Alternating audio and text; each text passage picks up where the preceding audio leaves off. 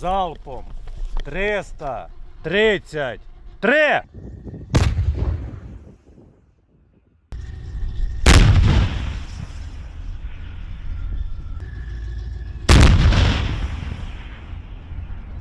Зараз українські артилеристи, ось на фоні бойова машина 2С1 наносить вогневе ураження по скупченню російських військ.